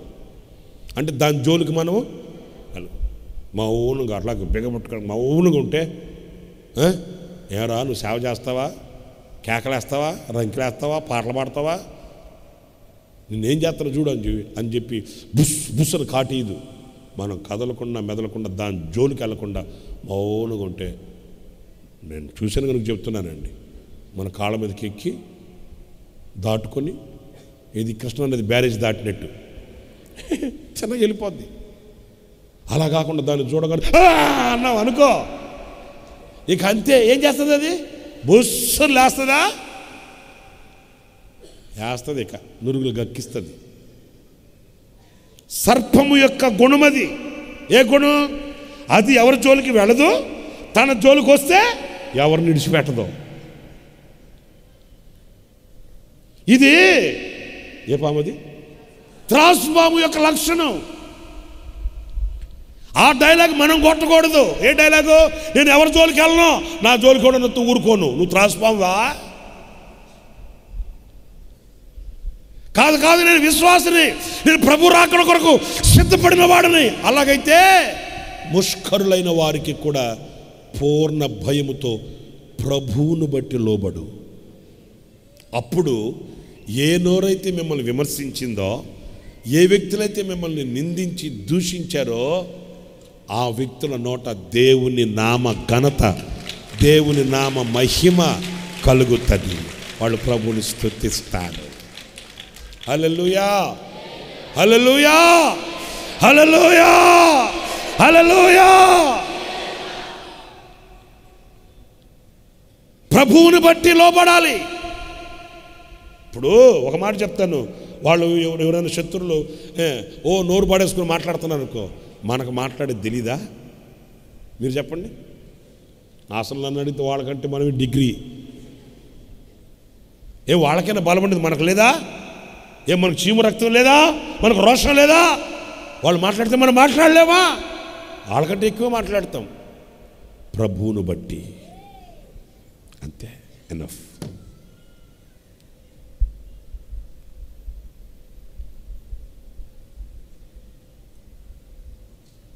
మనకు అన్ని స్వతంత్రత ఉంది, అన్ని చేయగలము, అన్ని మాట్లాడగలము. ఎవరికి తలవంచవలసిన అవసరం మనకు లేదు. కానీ నా దేవుని మహిమ కొరకు ప్రభువును బట్టి. నాకు చిన్ననాటి సంగతి ఒకటి గుర్తొచ్చింది ఈ వాక్యం చదువుతున్నప్పుడు. స్కూల్లో మాకు ఒకడు ఉండేవాడు, ఫయాజ్ అని ఒక అబ్బాయి, భయంకరమైన మూర్ఖుడు. వాడు బ్యాగులు కత్తి పెట్టుకుని వస్తాడు. ఎప్పుడు 8th క్లాస్లో. టీచర్లు కూడా గడగడలాడుతున్నాడు జోలికి వెళ్ళాలంటే. చాలాసార్లు వాడిని స్కూల్ నుంచి పంపించాలని ప్రయత్నం చేశారని కుదరలేదు. పిల్లలు గొడవలు పడి పిల్లలు దానికి కూడా బ్యాగులు కత్తి పెట్టుకొని వచ్చాడు ఒకరోజు. భయంకరమైన పోకిరాడు. ఇట్లా చేతులు బిగబెట్టి పిడికిలి దీంతో కొడతాడు. ఆడు కొడితే కూర్చొని ఏడ్చుకోవాల్సిందే, కానీ మనమేం చేయలేము. అలాంటి మూర్ఖుడు. వాడికి నా మీద కన్నుబడింది ఒకరోజు. ఏమనుకున్నాడో కానీ భలే టార్చర్ పెట్టేవాడు. పక్క కూర్చుంటాడు, రాసుకుంటా ఉంటే ఇట్లా అంటాడు. మనమేం అనలేం. నాకు మొదలే గొడవలంటే అంత పిత్తరోడు నేను. బాలే విసిగించేవాడు, బాలే టార్చర్ పెట్టేవాడు. ఇంకా అలా నడిచి వెళ్తా ఉంటే వెనకాలగా వచ్చి అలా కొట్టేస్తాడు, కొట్టేసి వెళ్ళిపోతాడు. 1-2 సార్లు నేను మౌనంగా కూర్చొని నేర్చుకున్న రోజులు కూడా ఉన్నాయి. ఏం చేద్దాం? ఇంటికి వెళ్ళి చెప్పామనుకో, ఇంట్లో ఎవరు వస్తారు? ఆడు వస్తున్నాడంటే దడెత్తేది నాకు. కొన్ని రోజులు అట్లాగా జరిగింది. ఏం చేస్తాడు? బ్యాగ్లో నోట్స్ ఉంటే మెల్లగా నోట్స్ తీసుకెళ్ళిపోతాడు. ఇంకో వాడి దగ్గరికి వెళ్ళి బతిలాడి తీసుకొచ్చుకోవాలి. బాగా టార్చర్ పెడతాడు. గొడవల మనిషి. చిన్న వయసు, 8వ తరగతి. ఏంటి వాడు వస్తున్నాడంటే నాకు గుండెలు దడ అనేది అలాగ ఉండేది. సరేలేండి, ఒక మాట చెప్పేస్తా.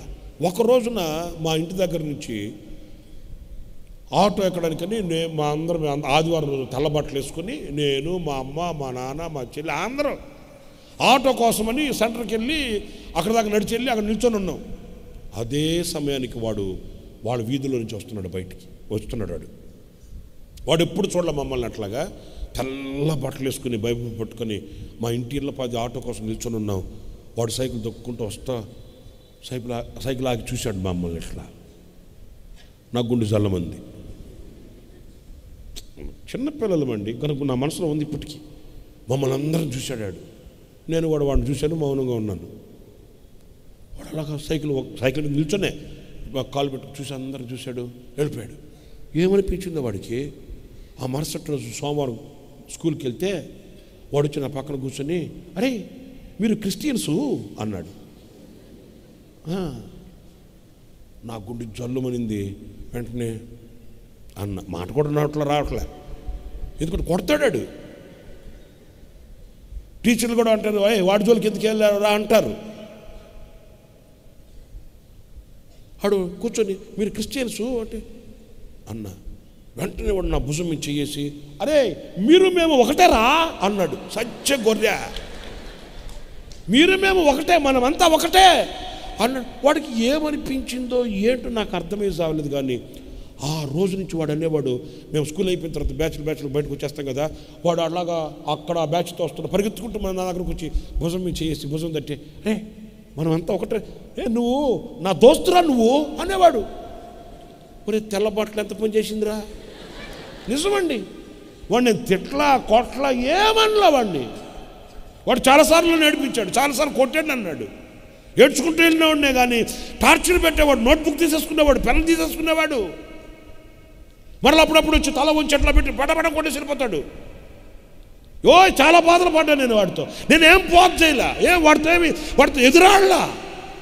వాడు ఫ్యామిలీ మేమంతా బైబిల్ పట్టుకుని చర్చికి వెళ్ళడం చూశాడు. వాడికి ఏమనిపించిందో. వాక్యం కూడా అదే అంటుంది, ముష్కరులైన వారికి ప్రభువును బట్టి. మనకు నోరు లేక కాదు. ఏంటో పెద్ద లెక్క ఏంటి? ఆడు కత్తి తీసుకొస్తే నేను కొడవలు తీసుకెళ్ళనా? మా ఇంట్లో కొడవలు లేదేంటి? దేంట్లో తక్కువ మనకు చెప్పు. నేను ఒక మాట అంటాను, దేంట్లో తక్కువ? కులం అంటే కులం లేకపోతే చేతులు లేవా? కులం లేకపోతే కాళ్ళు లేవా?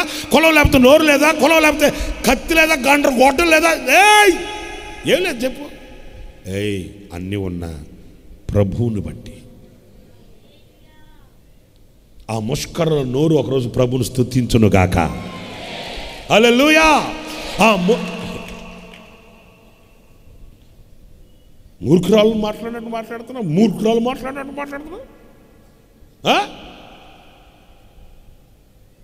సమాధానంగా విడిపోతాం మనం. విడిపోయేది అసమాధానం. మరి అసమాధానాన్ని మన సమాధానంగా ఏంటి? నీకు నాకు కుదరదు అసలు. మూర్ఖురాలు నువ్వు, ముష్కరురాలు నువ్వు. విడిపోదాం మనం, సమాధానంగా విడిపోదాం అనొచ్చా? అనకూడదు. ముష్కరులైన వారి ఎదుట నీ సత్క్రియలు కనపరచాలి. సత్క్రియలతో నువ్వు సమాధానం చెప్పాలి. అప్పుడు వాళ్ళ నోట ప్రభుని స్తుతించే ఆ మాట మనం వినగలుగుతాము. మూర్ఖుడైన భర్త ఉంటాడు. అలాంటి భర్తని దూషించకూడదు. అలాంటి భర్తకి, అలాంటి వాడికి నేను లోబడి ఉండేదేంటి? నాకు స్వతంత్రత లేదా? నేను కూడా బీటెక్ చదివాను, ఆయనలాగా నేను కూడా టైటెక్లు ఆడలేనా? నేను కూడా హైటెక్కే కదా. నీ హైటెక్, టైటెక్, ఎంటెక్, బీటెక్ పక్కన పెట్టి ప్రభువును బట్టి. నేను 100 సాక్ష్యాలు విన్నానండి.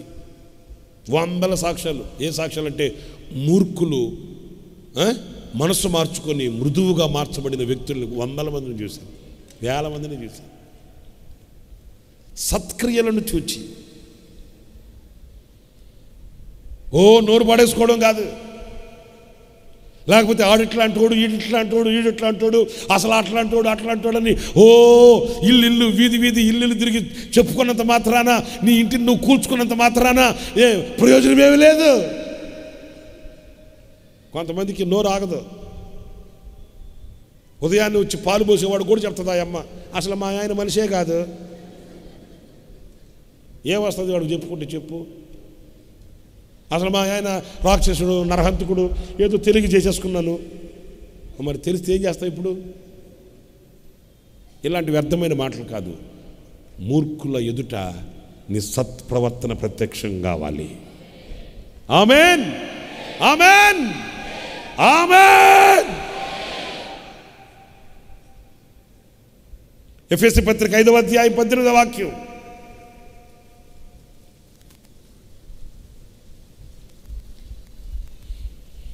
మద్యముతో మత్తులై ఉండకుడి. దానిలో దుర్వ్యాపారము, దాంట్లో అంత దొంగ వ్యాపారమే.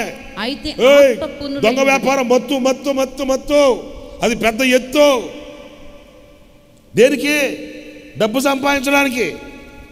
ఏ కొట్టు పెట్టినా రాబడి సరిగా లేకపోతే బ్రాంతి కొట్టు పెట్టడమే. దాంట్లో ఉన్న ఆదాయం దేంట్లో లేదంట. కొంప తీసి ఆ వ్యాపారం మీరు కానీ పెట్టారు, పోతారు సంకనాకి. దరిద్రం పూర్తి. మనకొద్దు ఆ దరిద్రం. ఒక అతను యేసన్న గారిని తీసుకెళ్ళాడట. అయ్యా ఒక షాప్ పెట్టుకున్నాను, ప్రార్థన చేస్తూ రమ్మని. తెలియక యేసన్న గారు మీటింగ్కి వెళ్తే సరే పదా అని వెళ్తే తిన్నగా బ్రాంచ్ షాప్ దగ్గరికి వెళ్ళి రాయ లోపలికి రా అంటున్నాడంట. ఓరే పిచ్చోడు, ఏంటంటే బాగా అప్పుల్లో ఉన్నానండి, ఇదైతే కరెక్ట్ అండి అంటున్నాడంట. యేసన్న గారు అన్నాడట, ఒరే నీకు అరటిపండ్ల వ్యాపారం కనబడలా? యాపిల్ అమ్ముకునే బండ్లు వ్యాపారం కనబడలా నీకు? ఇదేమనంటే, ఏమంటే యేసన్న గారు అండి అప్పుల్లో ఉన్నాను, ఈ వ్యాపారం అయితే కొంచెం రాబడి ఎక్కువ అండి, ఇప్పుడు నన్ను ఏం చేయమంటారు? ప్రార్థన చేయండి.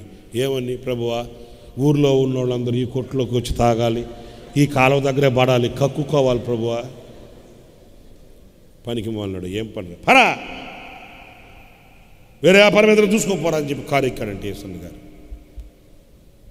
మద్యముతో మత్తులై ఉండకండి, దాంట్లో దుర్వ్యాపారం ఉంది. అది నాశనకరమైన రాబడి. ఒక కొంపను కూల్చి మనం సంపాదించుకోవలసిన అవసరం లేదు. అసలు ఆ మత్తు జోలికి మీరు వెళ్ళకండి. అయితే అనుకొనని గడియలలో ఆయన రాబోతున్నాడు కనుక ఆయన వచ్చేంత వరకు ఆత్మపూర్ణులై ఉండుడి.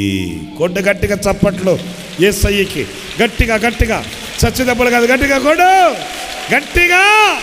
Praise the lord, praise the lord, praise the lord. ఆత్మపూర్ణులై ఉండండి.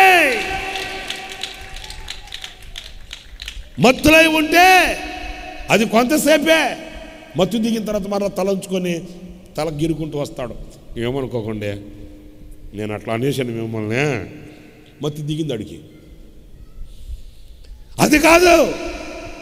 ఆత్మపూర్ణులై ఉండండి.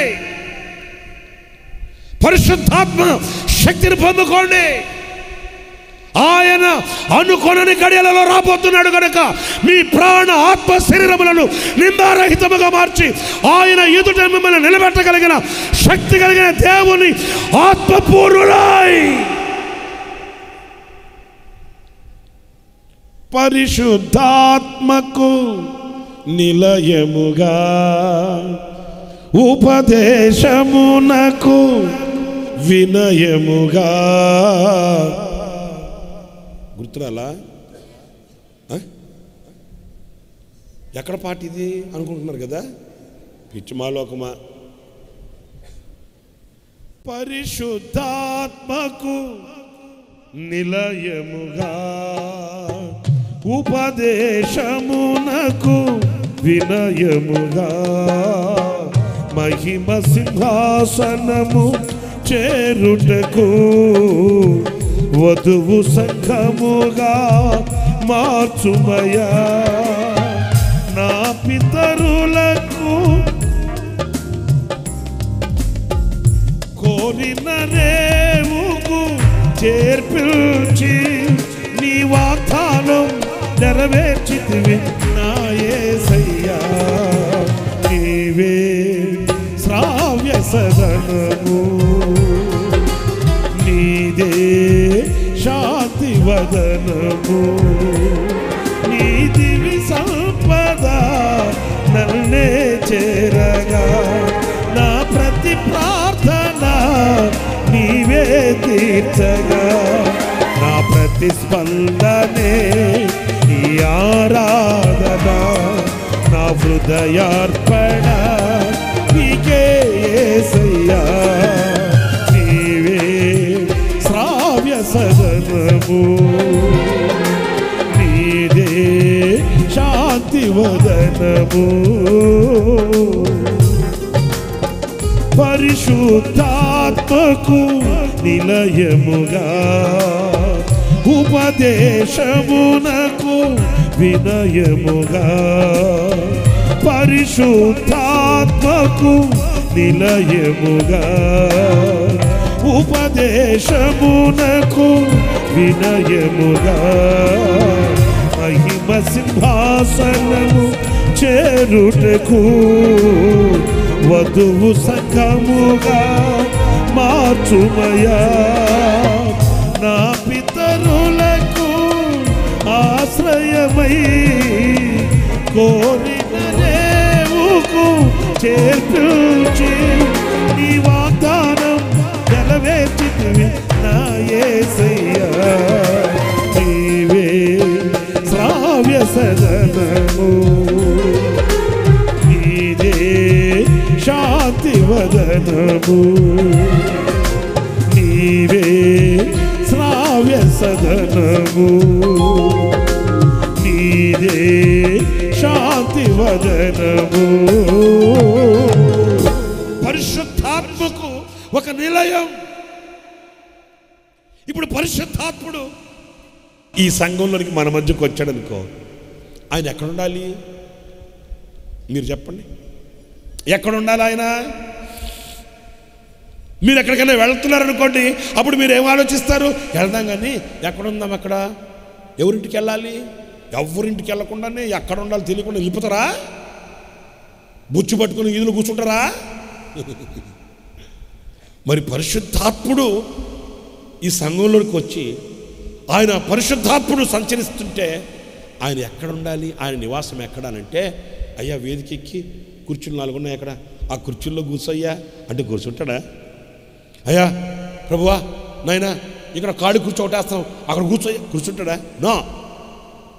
ఆయన నివసించడానికి అనువైన ఒక సదనముగా, శ్రావ్య సదనముగా నీ హృదయం మారాలి. శ్రావ్య సదనం.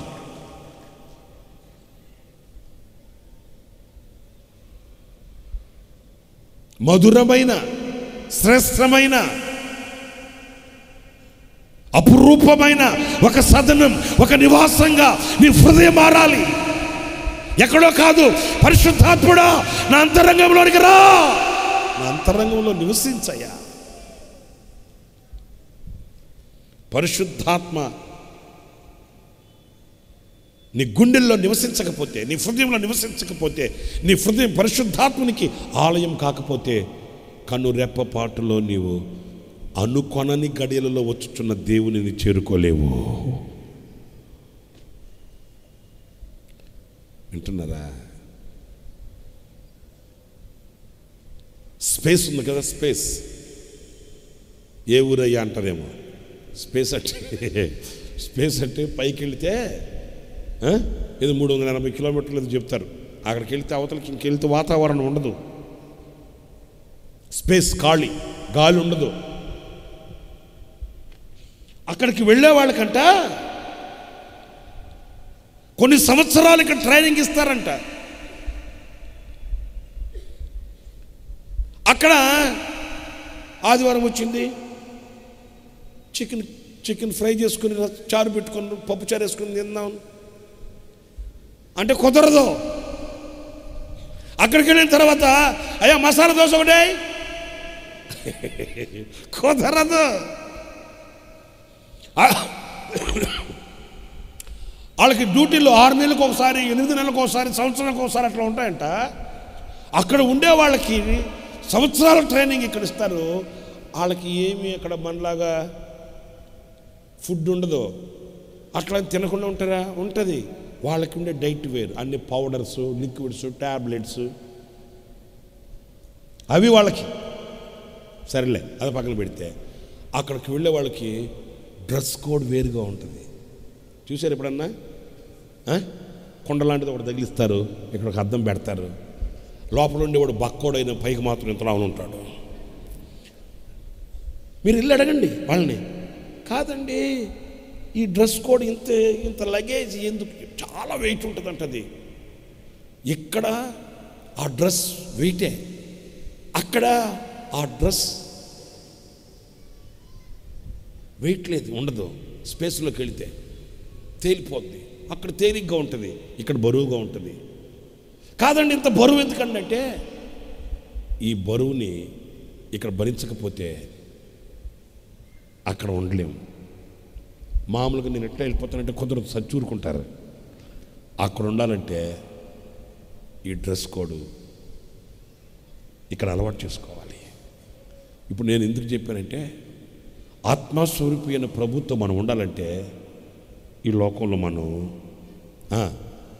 ఆ పరిశుద్ధాత్మని మన గుండెల్లో ధరించుకోకపోతే అక్కడ ఆయనతో ఉండలేము. మీకు అర్థమైందని చెప్పింది. పరిశుద్ధాత్మను మన అంతరంగంలో ఉండకపోతే కన్ను రెప్పపాట్లు రూపాంతరం చెందలేము. మీరు అనుకోనని గడియల్లో వస్తాడు ఆయన. అప్పుడు పరిశుద్ధాత్ముడు మనలో ఉంటే వెంటనే ఆ అడాప్టర్కి ఈ రిసీవర్ కదా కనెక్ట్ అయినట్టు. మీకు అర్థమైందా? ఆ పరిశుద్ధాత్ముడు మనలో ఉన్నాడు, ఆత్మస్వరూపి అయిన ప్రభు వస్తాడు. ఆ ఆత్మస్వరూపికి ఈ పరిశుద్ధాత్ముడు కనెక్ట్ అయిపోతాడు. కన్ను రెప్పపాట్లో మన సంశయం ఏమీ లేకుండా మన రూపాంతరం చెందిపోతాం. హల్లెలూయా, హల్లెలూయా. ఆ అనుకొనని గడియల్లో వచ్చుచున్న ఆ దేవుని చూడడానికి మనం సిద్ధపడాలి. ఎలా అంటే మనం ఆత్మ పూర్ణులమై ఉండాలి. ఏ పూర్ణులమై ఉండాలి? సిద్ధమా అంటే పరిశుద్ధాత్ముడు మనం అనాలి, ప్రభువా నా అంతరంగంలో ఉన్నావు, నేను నీకోసం వేచి ఉన్నాను, నేను సిద్ధంగా ఉన్నాను ప్రభువా, అని చెప్పాలంటే నువ్వు ఆత్మపూర్ణుడివై ఉండాలి. నీవు నీ యజమానునికి లోబడి ఉండాలి. నీకు కలిగిన దానిలో సంతృప్తిగా బ్రతకాలి. ఇంకా నీ పాపముల నిమిత్తమై పశ్చాత్తాపపడి ఆయన చిత్తానుసారముగా నడుచుకున్నటకు సిద్ధపడి నీవు ప్రత్యేకించబడిన వాడవై ఉండాలి. ఆయన అనుకొనని కడిలో వస్తాడు. ఆయన నిన్ను రూపాంతరపరుస్తాడు. అలాంటి కృప నా దేవుడు మీ అందరికీ అనుగ్రహించునుగాక. ఆమేన్, ఆమేన్, ఆమేన్. ప్రార్థన. సమయమైంది కనుక త్వరగా ప్రార్థన చేసేసుకుందాం. పరిశుద్ధుడైన తండ్రి, ఆశ్చర్యకరుడానికి స్తోత్రాలు. ఈ ఉదయకాలపు ఆరాధనను ఇంతవరకు మీరు ఆశీర్వాదకరంగా జరిగించారు. అయినా మిమ్మల్ని మనసారా స్తుతించి మీ నామాన్ని గొప్ప చేయడానికి మీరు మాకు ఇచ్చిన ఈ కృపను బట్టి మీకు స్తోత్రాలు చెల్లిస్తూ ఉన్నాను తండ్రి. లేఖనముల ద్వారా, వాక్యము ద్వారా నైనా ఈ ఉదయకాలమున మేము సిద్ధపడాలని మీరు మాతో మాట్లాడడానికి స్తోత్రాలు చెల్లిస్తాను. అనుకున్నని మీరు రాబోతున్నారు కనుక మేము సిద్ధంగా ఉండాలని మీరు చెప్పారు తండ్రి. మేము సిద్ధంగా ఎలా ఉండాలో, ఎలా మేము సిద్ధపడాలో మీరు మాకు తెలియజేశారు. అందుకు స్తోత్రాలు. మా పాపములు ఒప్పుకొని నీ చిత్తానుసారంగా నడుచుకుంటూ నైనా నీ స్తోత్రం, నీ సన్నిధిలో మేము ప్రత్యేకించబడినటువంటి వారమే బ్రతకడానికి కృపను గ్రహించండి. కలిగిన దానిలో మేము సంతృప్తి కలిగి ఉండటానికి మీరు కృప చూపించండి. ముష్కరులైనటువంటి యజమానులకు కూడా పూర్ణ భయముతో లోబడి ఉండటకు, మిమ్ముని బట్టి లోబడి ఉండటానికి మీరు సహాయం చేయమని ప్రార్థిస్తున్నాను. ఆత్మపూర్ణమై మేము ఉండటానికి మీరు కృప చూపించమని ప్రార్థిస్తున్నాను తండ్రి. నాయన చివరి దినాల్లో మేము ఉన్నాం, మీరు త్వరగా రాబోచున్నారు. ఇలాంటి సిద్ధపాటు మేము కలిగి ప్రభువా మిమ్మల్ని ఎదుర్కొనగలిగే కృప మీరు దయచేయండి. మీరు మమ్మల్ని రూపాంతరపరిచి మహిమ నుండి అధికమైన మహిమలోకి మమ్మల్ని మార్చి నాయన నీ పోలికగా మేము తీర్చిదిద్దబడి మీతో యుగాయుగములు బ్రతకడానికి కృప అనుగ్రహించబడునుగాక. మీ సన్నిధి మాతో కూడా నిత్యము ఉండునుగాక. నిబిడలు తీర్మానం చేసుకున్నారు, వారందరూ దీవించబడుదురుగాక. మీ సన్నిధిలో నీ మేళ్ళు చేత మీరు తృప్తిపరచమని, మీరు ఆకడు కొరకే మమ్మల్ని ఒక్కొక్కరిని సిద్ధపరచమని, సమస్త ఘనత మహిమ ప్రభావం నీకు ఆరోపించుకుంటూ నజరేయుడైన యేసు నామమున అడుగుచున్నాను తండ్రి. ఆమెన్. మన ప్రభు అయిన యేసుక్రీస్తు కృప, తండ్రి అయిన దేవుని ప్రేమ, పరిశుద్ధాత్మనందుల అన్యోన్యమైన సహవాసం, సన్నిధి సముఖం ఈ ఆరాధనలో పాలు పొందిన ఒక్కొక్కరికి సదాకాలం తోడయుండి నడిపించునుగాక. Amen, amen, amen.